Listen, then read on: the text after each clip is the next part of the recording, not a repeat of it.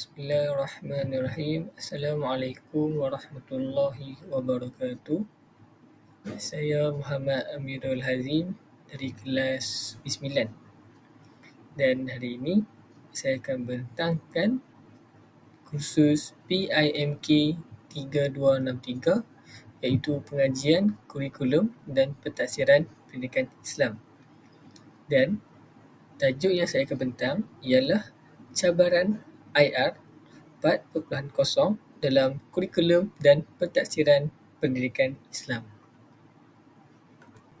Baik, kita pergi kepada yang pertama sekali iaitu tentang perkenalan, iaitu Revolusi Industri 4.0 iaitu IR 4.0 telah membawa perubahan besar dalam sistem pendidikan melalui penggunaan teknologi digital seperti kecerdasan buatan dan pembelajaran dalam talian.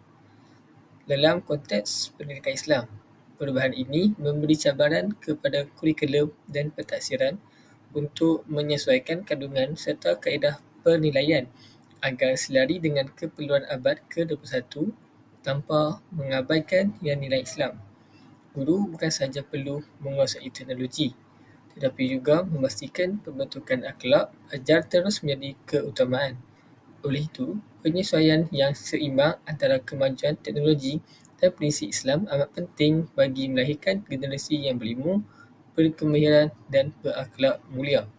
Okey, baik. Kita dapat lihat di mana zaman sekarang ini, revolusi industri 4.0 semakin hari semakin meningkat dan kita juga dapat kaitkan dalam konteks pendidikan Islam di mana semakin meningkat dan semakin maju sesebuah teknologi itu, dia akan memberikan cabaran yang lebih tinggi kepada guru dan kepada pihak sekolah untuk menyesuaikan pentadsiran dan penilaian agar selari dengan abad ke-21. Oleh itu, guru saja bukan saja perlu menguasai teknologi, tapi juga perlu memastikan pembentukan akhlak pelajar untuk menjadi keutamaan dengan selaras dengan pendidikan Islam. Oleh itu, kita dapat melihatlah antara penyesuaian yang seimbang dan kemajuan teknologi untuk mengikut prinsip Islam dan selaras dengan revolusi industri 4.0. Okey, baik, seterusnya. Kita pergi kepada cabaran kurikulum pendidikan Islam, KSSR dan KSSM. Okey, baik. Yang pertama adalah integrasi teknologi dan nilai, di mana ia menggabungkan elemen digital seperti alat peranti atau perisian tanpa mengabaikan nilai tradisional dalam sistem pendidikan. Okey, kita dapat lihat walaupun teknologi IR semakin maju dan semakin meningkat, ia juga menggabungkanlah elemen digital ni di dalam sistem pendidikan dan tanpa mengabaikan nilai tradisional. Iaitu sebagai contohnya, kita dapat lihat walaupun teknologi digital ni seperti Al-Quran digital ataupun pembelajaran melibatkan teknologi, jadi dia perlulah tidak mengabaikan nilai-nilai tradisional dalam sistem pendidikan. Walaupun teknologi itu maju, tapi dalam sistem pendidikan tidak bolehlah tidak boleh mengabaikan nilai-nilai tradisional. Seterusnya adalah kandungan yang relevan, iaitu kurikulum perlu dikemaskini untuk membuat isu-isu kontemporari. Bagi contohnya, etika cyber, fake digital, iaitu selaras dengan keperluan era digital. Okey, kita dapat lihat cabaran di mana kurikulum ini ia perlulah dikemaskini agar selaras dengan era-era digital. Okey, kita dapat lihat contohnya macam sistem pendidikan Islam, pelajaran pendidikan Islam di sekolah. Ia perlulah menjadikan kandungan itu relevan dengan era-era digital sekarang. Okey, dan seterusnya adalah pendekatan pedagogi, iaitu peralihan daripada pengajaran berpusatkan guru kepada pembelajaran berasaskan projek, iaitu PBL, kajian kes dan pembelajaran kendiri. Itu saja. Seterusnya. Okey, cabaran seterusnya dalam pentadsiran pendidikan Islam, iaitu yang pertama adalah pentaksiran digital, iaitu e-pentaksiran, di mana ia membangunkan alat pentaksiran yang boleh menilai pemahaman konsep, akidah, fiqh secara dalam talian.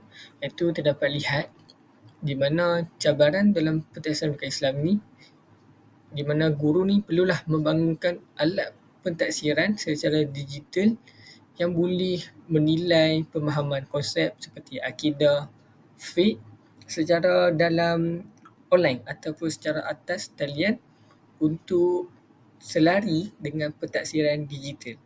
Seterusnya adalah pentaksiran autentik, di mana cabarannya adalah menilai kemahiran praktikal, contohnya ibadah, bacaan Al-Quran melalui simulasi digital atau rakaman video, bukan sekadar ujian bertulis. Jadi terdapat lihat cabaran dalam pentaksiran pendidikan Islam ni sebagai contohnya pada zaman COVID-19, di mana terdapat lihat guru-guru ni perlulah melihat bacaan Al-Quran, bacaan dalam solat melalui simulasi ataupun rakaman video daripada pelajar. Iaitu bukan sekadar ujian bertulis. Kerana pada zaman itu, pelajar perlu menggunakan sistem digital untuk menghantar tugasan kepada guru. Seterusnya adalah penilaian sasiah, iaitu kesukaran menilai akhlak dan penerapan nilai adab dalam persekitaran maya yang kurang kawalan langsung. Kita dapat melihat, kita akan titik beratkan pada zaman COVID-19, iaitu di mana penilaian ni guru akan menjadi susah dan cabarannya semakin meningkat kerana guru tidak dapat menilai adab dan persekitaran maya yang kurang kawalan langsung. Bagi contohnya, jika dibuat dalam kelas, guru boleh menilai secara langsung dan boleh menilai adab-adab pelajar di dalam kelas. Okey, seterusnya. Okey, baik. Sebelum kita masuk kepada isu yang saya akan ketengahkan, kita pergi kepada perkenalan Revolusi Industri 4.0 menuntut transformasi pendidikan Islam. Yang pertama, kita ada teknologi digital dalam pendidikan, di mana Revolusi Industri 4.0 ini yang menekankan penggunaan teknologi digital seperti internet, kecerdasan buatan iaitu AI, automasi dan data raya yang mengubah landscape pendidikan termasuk pendidikan Islam. Seterusnya adalah peranan guru pendidikan Islam. Ini, guru bukan sahaja perlu melampirkan ilmu pengetahuan, tetapi juga membentuk sasiah, akhlak dan nilai murni dalam diri murid di era digital ini. Okey, kita dapat lihat di mana era digital ini murid-murid senang terpengaruh dengan teknologi dan semua perkara melibatkan secara atas talian. Jadi guru ni, melalui revolusi industri ini, guru ni berperanan penting dalam membentuk sasiah dan akhlak murid agar mereka lebih berdisiplin dan lebih memiliki sasiah yang tinggi untuk mereka mengawal diri mereka dalam era digital ini. Dan seterusnya adalah cabaran kurikulum dan PBD, di mana pelaksanaan kurikulum dan pentaksiran bilik darjah iaitu PBD menjadi lebih mencabar kerana guru ni perlu menilai murid secara menyeluruh, merangkumi aspek kognitif, afektif dan psikomotor dalam persekitaran digital. Okey, kita dapat lihat guru ni dia mendapat kesukaran dan mendapat cabaran yang tinggi kerana guru ni bukan saja perlu menilai dari aspek di dalam kelas, tapi guru juga perlu menilai aspek murid dari segi penggunaan digital. Bagi contohnya dalam kelas, murid menggunakan teknologi digital dan dia akan menjadi cabaranlah kepada guru untuk menilai murid itu adakah ia berjaya ataupun tidak berjaya dalam persekitaran digital. Dan seterusnya adalah pertimbangan profesional, iaitu guru perlulah membuat pertimbangan profesional yang bijak bagi memastikan penggunaan teknologi dapat menyokong pembelajaran di mana tanpa menjelaskan nilai Islam yang berteras utama pendidikan Islam. Okey, kita dapat lihat dalam revolusi teknologi ini, guru ni perlulah membuat pertimbangan yang bijak agar selaras dengan kandungan-kandungan dan teras utama dalam pendidikan Islam, agar nilai Islam itu tidak terjejas. Supaya walaupun guru perlulah selari dalam pertimbangan profesional, tapi guru juga perlulah membuat perkara itu selari dengan nilai-nilai Islam. Okey, seterusnya. Okey, baik. Seterusnya, kita akan pergi kepada isu yang saya akan ketengahkan, iaitu penyalahgunaan teknologi dalam pembelajaran. Yang pertama adalah akses tanpa kawalan, di mana salah satu isu utama ialah penyalahgunaan teknologi oleh murid dalam proses pembelajaran. Walaupun teknologi ini memudahkan akses pelbagai maklumat dengan cepat dan luas, namun tanpa kawalan dan bimbingan betul, murid cenderung menggunakan kemudahan ini secara tidak beretika. Okey, kita dapat lihat walaupun teknologi ini semakin mengembang, semakin meningkat dan semakin maju, tapi ia juga memberikan kesan buruk kepada murid, kerana murid ni dia akan lebih cenderung menggunakan kemudahan ini secara tidak beretika. Bagi contohnya, murid ni dia akan melebihkan menggunakan teknologi berbanding pembelajaran mereka, ataupun murid ni selalu mengakses sehingga lewat malam sehingga menjejaskan kualiti tidur mereka, dan seterusnya pada keesokannya ia akan menjejaskan fokus murid di dalam kelas. Dan seterusnya adalah jawapan segera tanpa kefahaman, iaitu murid ni lebih gemar mencari jawapan segera tanpa melalui proses memahami, menganalisis dan menghayati sesuatu ilmu. Mereka ni mengabaikan usaha sendiri dalam memahami satu topik. Okey, bagi contohnya, kita sering mendengar iaitu aplikasi AI iaitu ChatGPT ataupun AI lain sebagai bantuan, di mana contohnya murid ini tidak faham dengan soalan yang guru beri. Jadi mereka hanya tulis soalan dan AI tersebut akan memberikan jawapan dengan segera. Tetapi murid tidak faham. Jadi bila guru beri itu, mereka dapat jawab dengan segera. Dan selalunya murid ini dia akan kurang menghayati ataupun kurang untuk memahami jawapan yang diberikan oleh AI tersebut. Mereka hanya mahu jawapan segera dan memberikan kepada guru itu. Itulah satunya penyalahgunaan dalam pembelajaran. Dan seterusnya adalah bertentangan dengan matlamat Islam, iaitu hal ini bertentangan dengan matlamat sebenar pendidikan Islam yang menekankan kefahaman, penghayatan dan pengalaman dalam kehidupan seharian, bukannya sekadar mendapat jawapan yang pantas. Okey, kita dapat lihat dalam konteks Islam ni mengajarkan supaya kita ni mendapat kefahaman dan menghayati pembelajaran yang kita belajar. Namun melalui teknologi ni, segelintir murid ni mereka hanya mahukan jawapan dengan segera, cepat, tanpa memahami dan menghayati apa yang mereka cari. Dan itu adalah bertentangan dengan matlamat Islam yang mengajar supaya setiap ilmu perlulah kita menghayati dalam setiap kehidupan kita. Seterusnya. Okey, baik. Kita pergi kepada huraian isu yang pertama, iaitu kesan penyalahgunaan teknologi. Iaitu isu penyalahgunaan teknologi ini berlaku apabila murid ini terlalu bergantung kepada internet, aplikasi atau kecerdasan buatan sehingga mengabaikan usaha sendiri dalam memahami sesuatu topik. Sebagai contohnya, yang sangat relevan pada masa kini, murid ini menggunakan AI ataupun laman web tertentu iaitu seperti ChatGPT, Gemini ataupun Copilot untuk menyiapkan tugasan pendidikan Islam seperti soalan akidah, ibadah atau sirah tanpa menyemak kesahihan sumber tersebut. Dan lebih membingungkan, mereka hanya menjalin jawapan tanpa memahami maksud sebenar. Okey, kita dapat lihat contohnya, murid menggunakan aplikasi AI dan ataupun laman web tertentu. Mungkin mereka mendapat jawapan dengan segera dan kesannya mungkin murid ini akan mendapat jawapan yang kurang tepat ataupun jawapan yang tak betul. Dan kesannya ia akan memberikan murid ini akan memahami, contohnya soalan itu salah dan murid itu akan membawa jawapan yang salah tu sampai bila-bila sekiranya mereka tidak menyemak kesahihan jawapan yang mereka cari.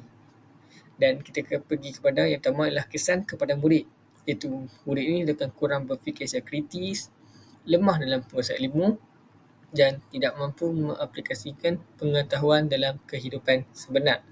Okey, kesannya jika murid ini terlampau bergantung kepada AI, mereka tak dapat nak aplikasikan ilmu tersebut dalam kehidupan sebenar, kerana mereka hanya bergantung 100% kepada jawapan yang diberikan oleh AI.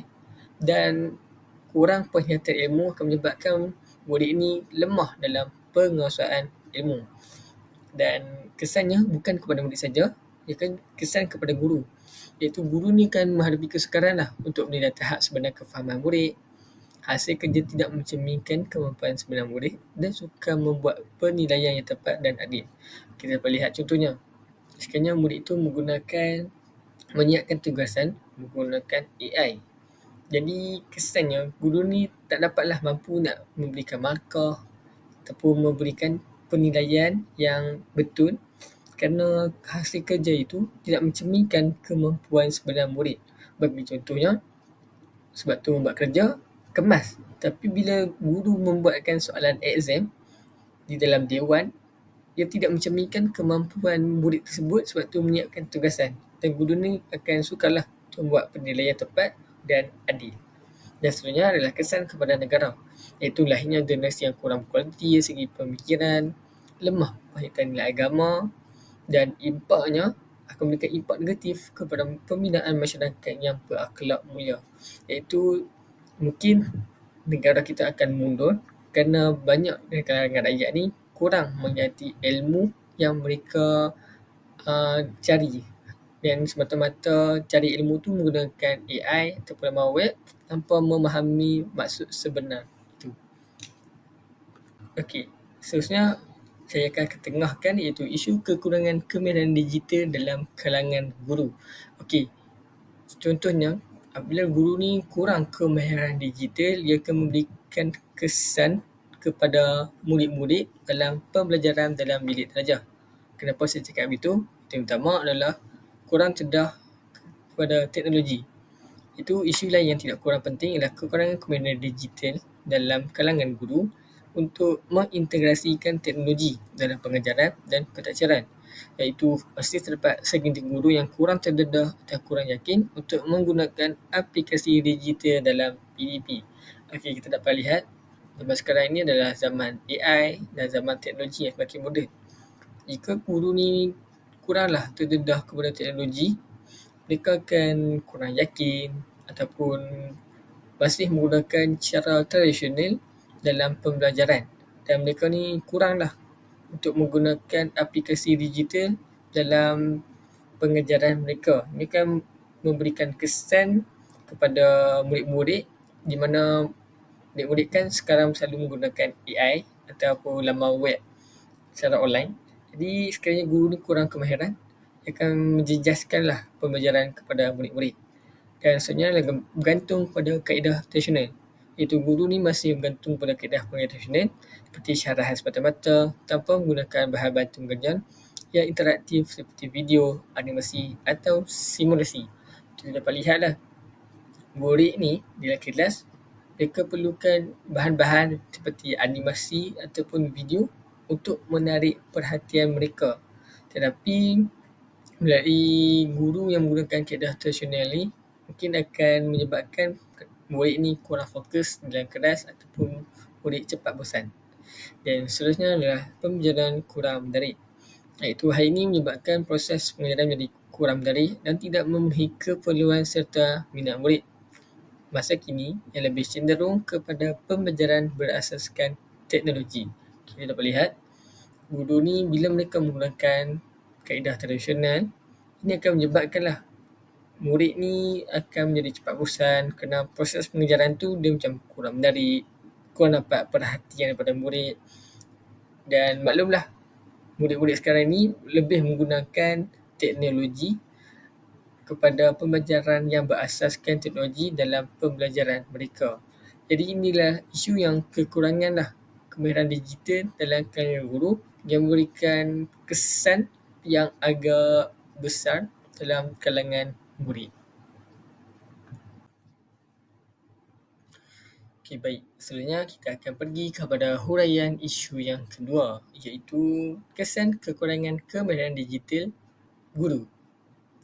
Iaitu yang pertama adalah situasi semasa, iaitu kekurangan kemahiran digital dalam kalangan guru menyebabkan mereka ni masih bergantung pada kaedah pengajaran tradisional seperti syarahan semata-mata tanpa menggunakan bahan bantu mengajar yang interaktif.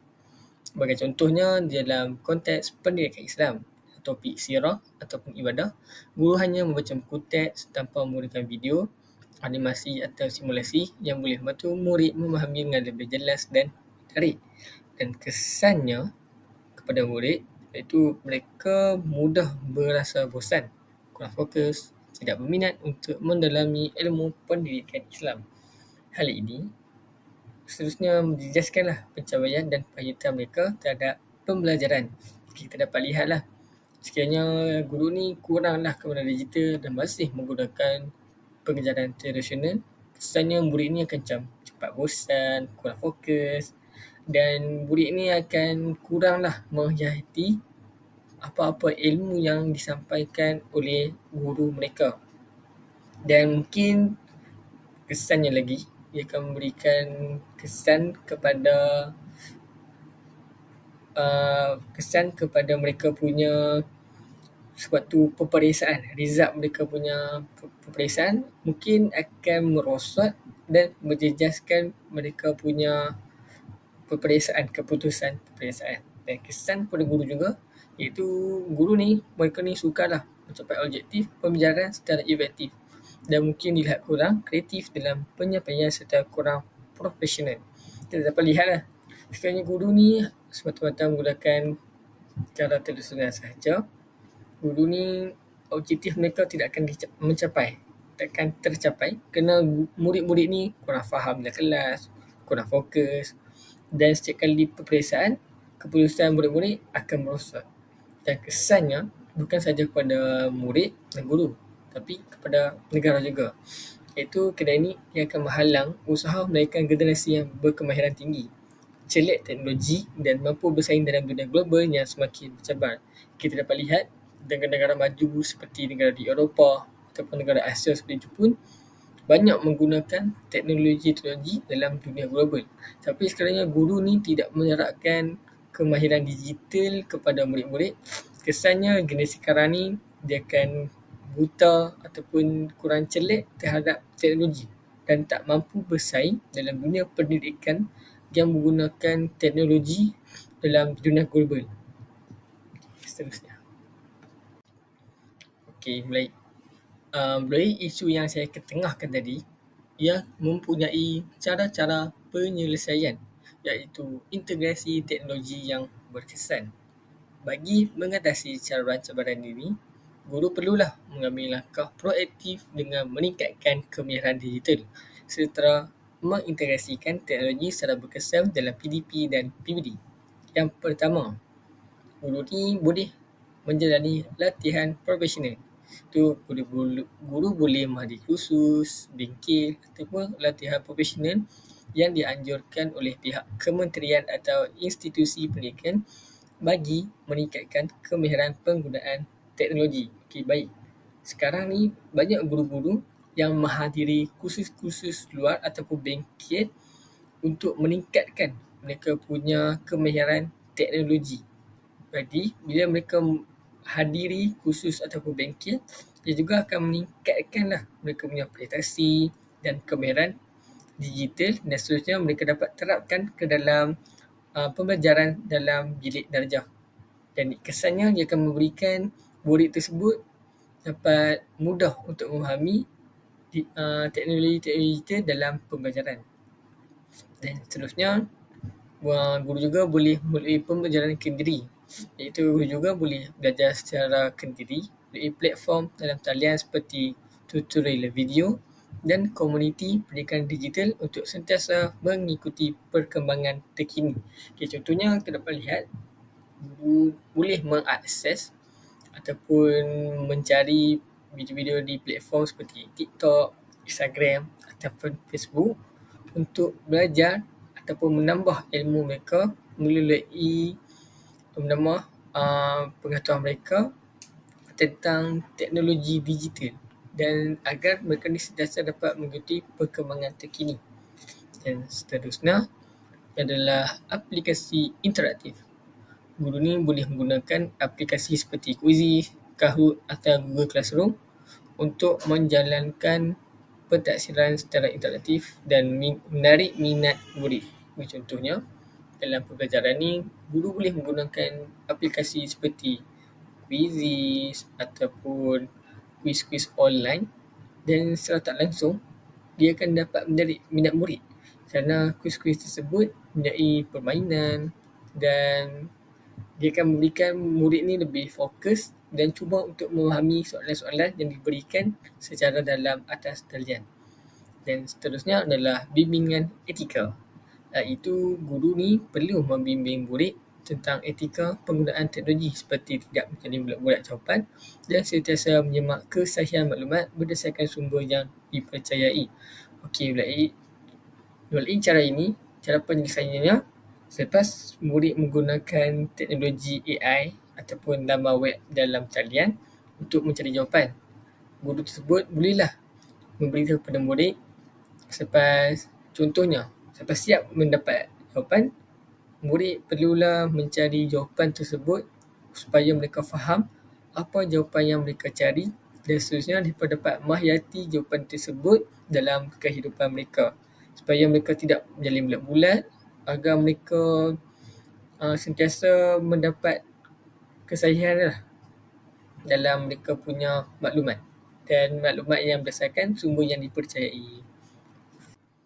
Okey, mulai slide sebelum ini iaitu cara penyelesaian. Dan slide ini saya keterangkan mengapa cara-cara yang saya telah bentangkan itu adalah cara yang berkesan. Iaitu yang pertama adalah selari gaya pembelajaran digital, iaitu pendekatan ini dianggap berkesan kerana ia selari dengan keperluan dan gaya pembelajaran generasi masa kini yang lebih tertarik kepada penggunaan teknologi digital.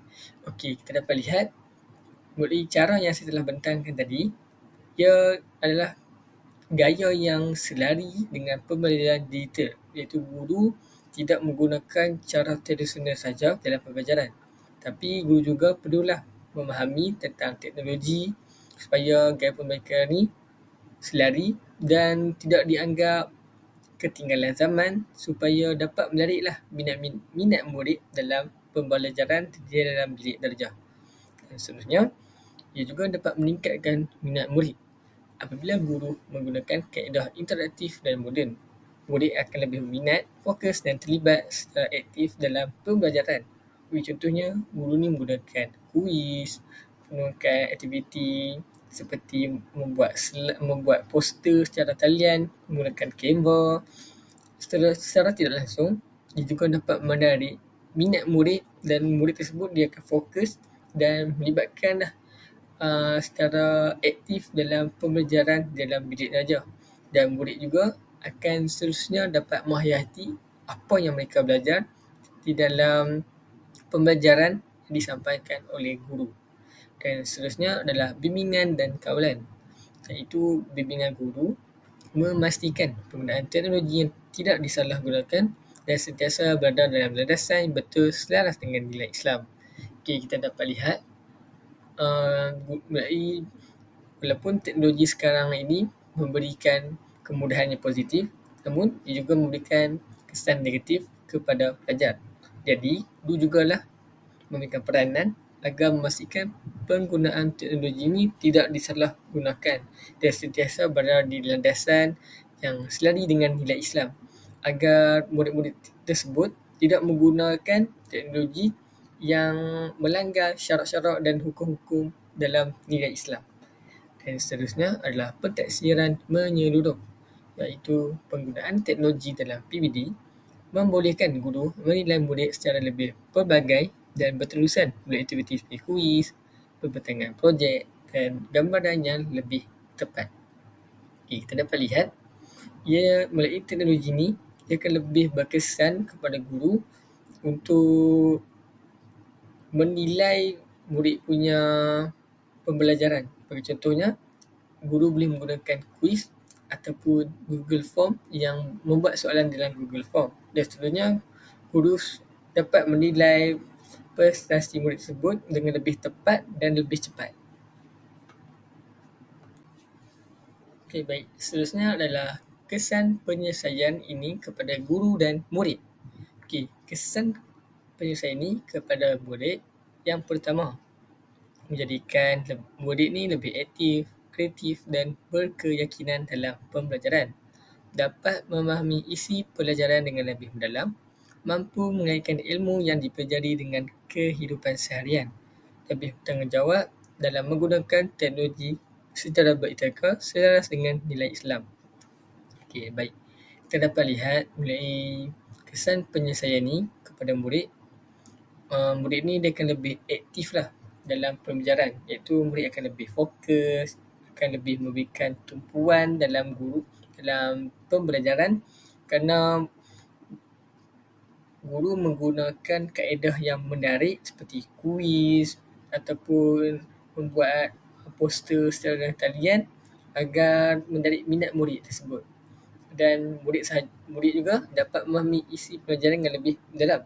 Sebagai contohnya, murid menggunakan platform AI seperti ChatGPT ataupun Google ke, supaya mereka dapat memahami dengan lebih mendalam dalam soalan-soalan yang diberikan oleh guru di dalam kelas. Dan murid juga dapat mengaitkan ilmu yang dipelajari dengan kehidupan seharian.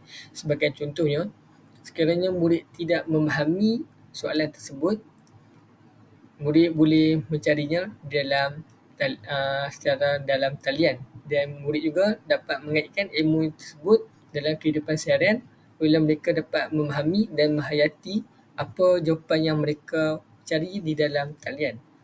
Dan murid ni dia akan menjadi lebih bertanggungjawab supaya dia selari dengan nilai-nilai Islam. Bagi contohnya, bila murid mencari jawapan tersebut menggunakan teknologi, murid juga akan menghayati setiap soalan ataupun jawapan yang diberi, dan mereka juga akan lebih bertanggungjawab agar mereka tidak terpesong ataupun salah guna dalam menggunakan teknologi dan selaras dengan nilai-nilai Islam yang diterapkan dalam pendidikan Islam. Dan seterusnya adalah kesan kepada guru, iaitu guru akan menjadi lebih profesional, inovatif dan yakin dalam mengendalikan proses PDP. Sekiranya guru ni mempelajari dengan lebih mendalam berkaitan dengan teknologi, guru ni akan lebih profesional dalam pembelajaran, iaitu tidak menggunakan kaedah tradisional, dan guru juga akan lebih kreatif dan inovatif dalam pembelajaran mereka. Dan seterusnya adalah dapat menjalankan pentadbiran dengan lebih sistematik dan menyeluruh. Dan guru juga dapat menggunakan kaedah yang sesuai dengan tahap murid. Contohnya, melalui teknologi ni, guru dapat menilai dengan cepat tahap murid tersebut di dalam pembelajaran. Dan akhir sekali ada hubungan antara guru dan murid menjadi lebih erat kerana pembelajaran berlaku dalam suasana yang lebih interaktif dan menyeronokkan. Okey, jadi bila guru ni menggunakan teknologi yang menarik, hubungan antara murid dan guru ni akan lebih akrab kerana murid akan lebih fokus dan memberikan kerjasama kepada guru, dan guru juga dapat tahu apa yang murid suka di dalam kelas. Sebagai kesimpulannya, cabaran revolusi industri 4.0 dalam pendidikan Islam merupakan peluang untuk memperbaiki dan memudahkan kaedah pengajaran. Dengan usaha berterusan dalam meningkatkan kemahiran digital serta penekanan terhadap nilai Islam, guru mampu melahirkan generasi yang cemerlang dalam akademik dan mempunyai sasiah, akhlak serta jati diri yang kukuh untuk pembangunan negara yang seimbang. Kita dapat lihat melalui cabaran revolusi industri ini, guru dapat meningkatkan dan memperbaiki kemahiran berkaitan digital, dan murid juga dapat memberikan fokus di dalam kelas serta dapat membantu guru menilai mereka punya tahap dengan lebih berkesan dan lebih cepat. Itu saja daripada saya. Sekian, terima kasih.